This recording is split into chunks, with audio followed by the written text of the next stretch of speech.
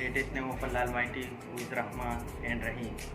Honorable Chief Guest and my dear teachers and my great fellows, Assalamu alaikum. Today my topic is about the choice of profession. Everyone in this world has its own likes and dislikes in the childhood. But some likes to become politicians, statements and progress. The brave and progress service military. Thus it is difficult to the choice is a profession depends the whole life of man. So one must have aim in the life and in less like the just board are shaped not knowing its nation or later without address. Thus, so I like teaching.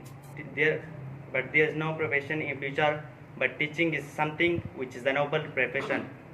I want to become a professor. Almost our country is still an illiterate country. So to take the people from the darkness to the light, from the ignorance to the